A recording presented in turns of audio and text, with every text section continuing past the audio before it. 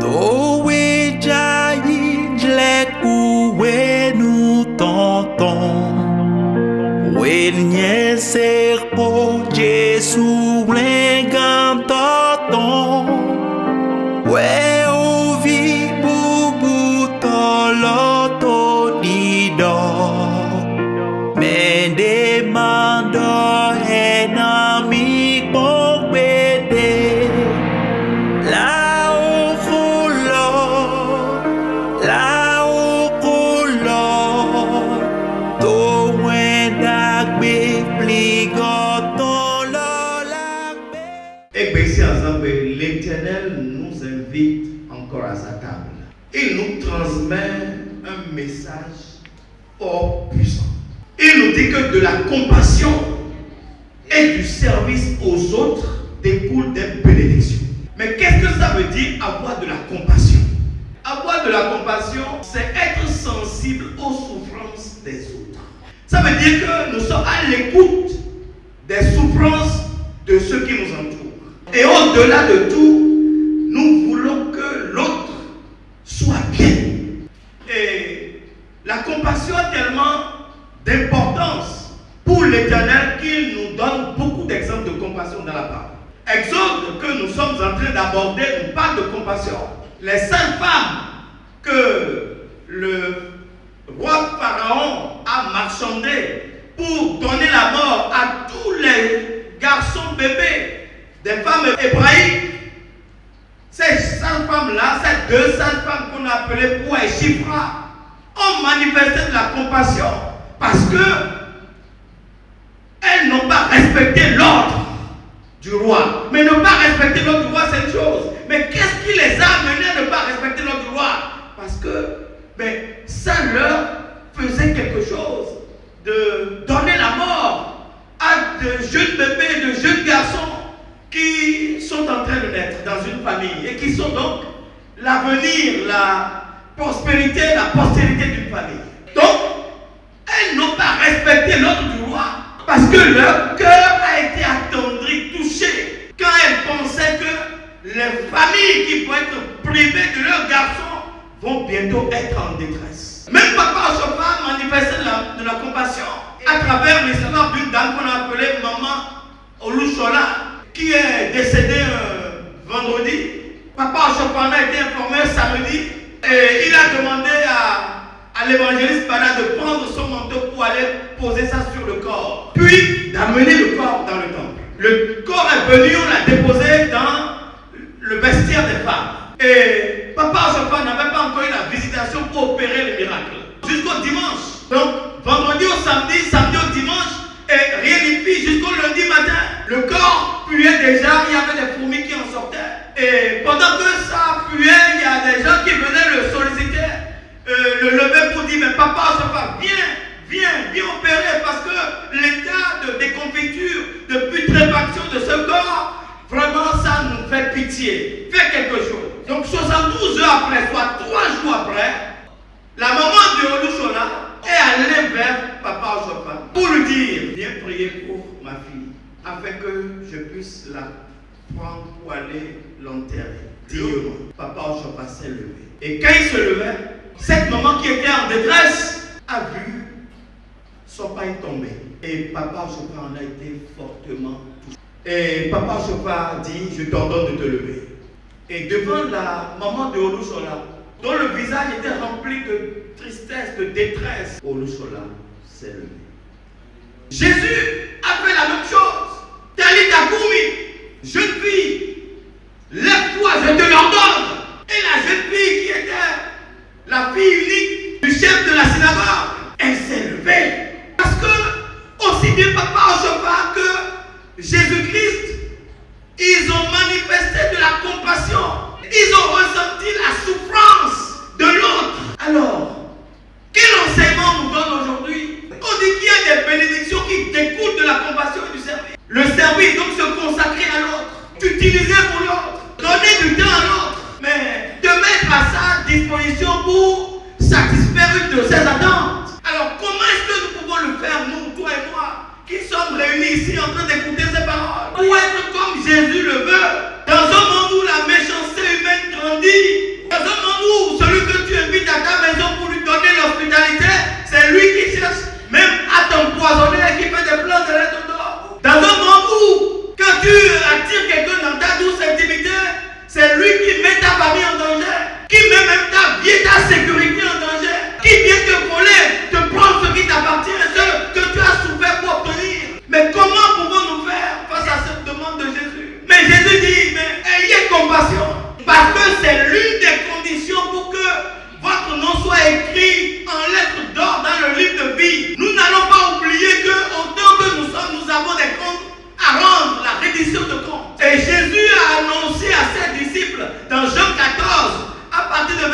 me dit, il y a beaucoup de demeures dans la maison de mon père. Si ce n'était pas le cas, je vous l'aurais dit. Je m'en vais moi pour vous préparer une place. Et je reviendrai. Je vous prendrai avec moi. Et là où je suis, vous aussi vous y serez. Cela veut dire que pour nous amener là où il est, il vit, il veut que nous remplissions une condition. Mais la condition, c'est celle de la compassion. Je me rappelle il y a quelques années, j'avais un de mes fidèles très proche qui me rendait visite à la maison, avec qui je mangeais à la maison. Quand nous mangeons, je peux me lever et revenir. Mais malheureusement, malencontreusement, ce fidèle qui était en train de s'aventurer dans une deuxième relation amoureuse et dont je n'étais pas d'accord. Je lui ai dit que notre amitié risque de s'arrêter et il a planifié de m'empoisonner. Et curieusement, comme Dieu est bon, quand il a récupéré le truc chez son bourgogne, il en a parlé à sa jeune épouse, je dirais, en me vendant en disant mais papa ne veut pas que je t'épouse. Mais curieusement, il avait toujours bien parlé de moi à son épouse. Et curieusement, la dame envoie un message. Et il dit mais papa, n'êtes-vous pas le père de telle personne? Mais il parle toujours bien de vous. Mais il planifie de vous tuer. Je ne peux pas le cacher parce que moi je ne veux pas être complice du meurtre. Moi j'ai déjà déchargé mon fardeau. Comme je suis très franc direct, j'ai appelé mon fils. J'ai dit donc tu veux me tuer, c'est ça? Toi que j'ai tiré dans mon intimité. Toi qui dors dans ma maison. Toi avec qui je mange, je me lève, je pars, je reviens, je veux continuer de manger. Donc tu veux me tuer? Il a commencé par transpirer. Il dit je sais qu'il vous l'a dit. Il n'a plus nié. Mais qu'est-ce que tu fais dans ce cas? Est-ce que tu vas continuer d'exercer compassion, de recevoir les gens chez toi? Ou tu invites des gens chez toi? Et c'est eux qui commencent à draguer tes filles pour les déshonorer? Ou bien tu trouves boulot infidèle ou bien une soeur en Christ, un frère en Christ? Et c'est lui qui complote pour qu'on vole des biens. Mais comment est-ce que nous pouvons exercer la compassion dans de telles conditions? Jésus est venu, c'est ce qu'il faut retenir. Lorsque Jésus est venu, Apocalypse nous dit ceci, Apocalypse 20, verset 11. Il nous dit, mais il est venu avec beaucoup d'anges. Et le grand trône nous est montré dans un sommeil. Jean qui voyait la vision dit, mais j'ai vu un livre ouvert. Mais en dehors du livre, j'ai vu des morts, beaucoup de morts, petits et des grands. Et dans le livre de vie, tout ce que chacun a fait de son vivant a été écrit. Des noms ont été écrits. Ceux qui avaient leur nom écrit dans ce livre de vie, c'est ceux-là qui ont été approuvés par Dieu. Ceux qui n'ont pas eu leur nom écrit dans le livre de vie, ça veut dire ceux qui ne sont pas rentrés dans la vie éternelle, ceux qui ne sont pas dans la grâce, ceux qui ne se sont pas retrouvés dans les bras d'Abraham, c'est ceux-là qui n'ont pas fait ce qui est prescrit dans le livre de la loi. Et lorsque Jésus est venu, comme je le disais tantôt, dans Matthieu 25, à partir de verset 34, il a mis à gauche les boucs et à droite les brebis. Ce que nous voulons retenir ici, c'est la bénédiction qui va être celle de ceux qui sont à la droite de Jésus. Mais il leur a parlé d'emblée. Dans verset 33, il dit quoi? Oui. Et il mettra les brebis à sa droite. Oui. Et les boucs à sa gauche. Oui. Alors le roi dira à ceux qui seront à sa droite. Très bien, c'est ça qui m'intéresse. À ceux qui sont à sa droite. Qu'est-ce qu'il leur a dit? Venez, vous qui êtes bénis de mon Père. Vous qui êtes bénis de mon Père. Ceux qui sont à droite. Ceux qui ont la bénédiction du Père. Ceux dont le Père dit le bien. Ceux qui sont approuvés. Ceux qui ont la grâce. Ceux qui ont fait la joie du Père. C'est eux qui sont à droite. Pourquoi ont-ils eu la grâce, la bénédiction? Ont-ils fait la joie du Père? Il dit, Car j'ai eu faim. j'ai eu faim. Et vous m'avez donné à manger. Mais vous m'avez donné à manger. Alléluia. Alléluia. Vous vous souvenez l'histoire de Lazare et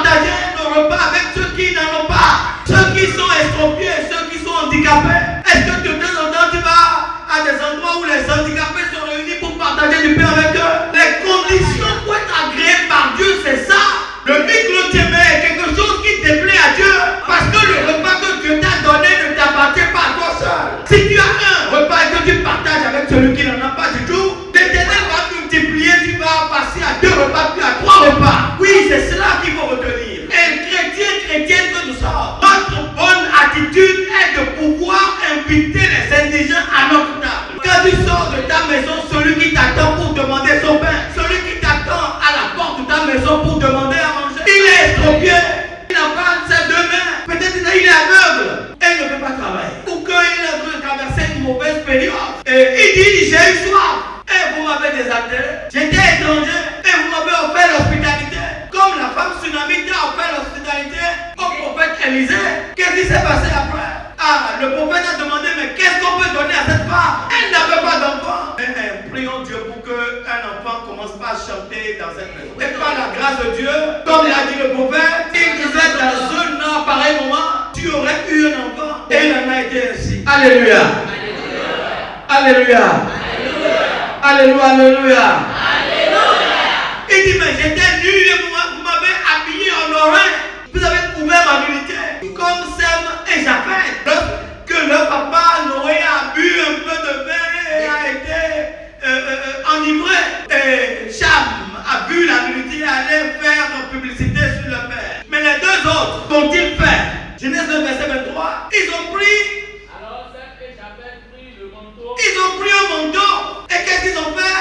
Le mis sur leur épaule. Sur leur épaule. Marchaient à reculons. Ils ont marché à reculons jusqu'à le couvrir, n'est-ce pas? Jusqu'à cacher la nudité de leur père. Jusqu'à honorer leur père. Et je vais profiter pour parler à ceux qui parlent mal de leur père, de leur mère. Dieu a voulu que tu naisses par ces 2 personnes. Aucune parole ne peut sortir de ta bouche pour les insulter, les déshonorer. Parce que le père s'est déshonoré tes parents. Alors lorsque Japheth et Sem ont fait ça, qu'est-ce que leur papa leur a dit comme bénédiction quand il s'est réveillé? Il dit encore. Béni soit l'Éternel. Béni soit l'Éternel. Dieu de Sem. Que Canaan soit leur esclave. Ça veut dire que Dieu a dit du bien de Sem. Oui. Que Dieu étende les possessions de Japheth. Que les biens de Japheth se multiplient. Parce que ils ont protégé la nudité de leur père. Ils ont dit du bien de leur père. Ils ne se sont pas moqués de leur père comme ça. C'est quelque chose de fondamental. Mais ceux-là qui s'évertuent à protéger la nudité de leur prochain, ce n'est pas seulement quand la personne est nue physiquement que tu le protèges, mais c'est parfois quand tu viens pour le défendre, quand il n'a pas de défenseur, quand il est totalement, il n'a plus de moyens, il est totalement démuni, tu viens pour lui porter de l'aide, tu n'enfonces pas le couteau pour lui donner le coup de grâce. Il dit, mais j'étais malade et vous m'avez visité. Il y en a quand ils entendent qu'il y a maladie, ils ne vont plus rendre visite à leurs parents ou à leurs frères. Il dit, j'étais en prison et vous n'avez pas eu honte de moi. Vous m'avez soutenu. Et dans le verset 40, Et le roi leur dira, oui, je vous le dis en vérité. en vérité, je vous le dis. Toutes les fois que vous avez fait ces choses à l'un de ces plus petits de mes frères, c'est à moi que vous les avez faites. C'est parce que vous les avez faites, je vous ai fait rentrer dans la bénédiction de Dieu. Ça veut dire que les actes que nous posons dans notre relation avec autrui sont hautement jugés, regardés avec attention par l'Éternel. Et c'est pourquoi Jacques nous enseigne, dit, mais comment peut-on dire que nous avons la foi alors que nous n'avons pas les œuvres? Donc, la foi seule peut être sauvée. La déclaration d'une foi peut être seule sauvée. Tu dis que tu as foi en Dieu. Nous disons que nous déclarons que nous avons foi en Dieu. Mais les actes que nous posons ne reflètent pas Dieu. Dans Jacques 2, verset 15, il dit, si un frère ou une sœur sont nus et manquent de la nourriture de chaque jour, que l'un de vous leur dise, partez en paix, mettez-vous au chaud et rassasiez-vous, sans pourvoir à leurs besoins physiques. À quoi cela sert-il si tu en as la capacité? Nous ne pouvons pas gagner la vie éternelle, le royaume, l'approbation, l'amour, la grâce de Dieu en servant Dieu et en lui obéissant seulement. Les actes de service et de compassion ne peuvent pas se mettre à la place de la foi. La foi est ce qu'elle est, c'est une déclaration, c'est une attitude. Mais les œuvres et les actes qui manifestent, qui traduisent, illustrent la foi, ces œuvres-là, nous devons veiller à ce que chacun puisse les accomplir. Ceux qui ont fait le service et une compassion ont été toujours bénis. Ceux qui s'empressent pour aller rendre visite aux malades ou apporter des médicaments aux malades, qui se rendent disponibles pour pouvoir apporter du soutien à un camarade en détresse, en difficulté. Même celui qui vient dans le temple et rentre en prière pour son frère, ou qui dans sa maison se met sur ses genoux pour penser à un frère en détresse, ou bien dans un besoin non encore satisfait. C'est cela que Jésus attend de nous, à le faire avec discernement et dans la pureté, dans la sainteté. Et quand Jésus viendra, comme c'est dit dans Romains 2, verset 6, il traitera chacun conformément à ses actes. À ceux qui, par leur persévérance à faire le bien, recherchent l'honneur, la gloire, l'incorruptibilité, il donnera la vie éternelle. Les sages-femmes ont été bénies. L'Éternel leur a fait du bien. Et au-delà de tout, on dit, l'Éternel a fait accroître, se multiplier, agrandir leur famille. C'est à cela que nous sommes invités. Donc aujourd'hui, pour que nous soyons agréés par l'Éternel, pour que nous soyons mis à droite de Jésus, parce que c'est obligatoire, on va passer par là, il faudra que nous soyons compatissants et que nous mettions au service de nos frères qui sont dans le besoin. Au nom de Jésus. Que l'Éternel nous donne la force de marcher dans la compassion et dans le service. Parce que dans le monde où nous avons besoin d'aide. Si tu sais que même en ayant un repas par jour, et Dieu sait qu'il n'en sera pas ainsi pour toi et pour moi, au nom de Jésus, nous allons assurer les 3 repas par jour. En attendant, je voudrais vous enseigner que même si tu n'étais qu'à un seul repas par jour, il y a quelqu'un qui n'a aucun repas par jour. Et partager ton repas avec lui, c'est te garantir les 3 et même 5 repas dans une journée. Au nom de Jésus. Que l'Éternel bénisse sa parole. Ennemi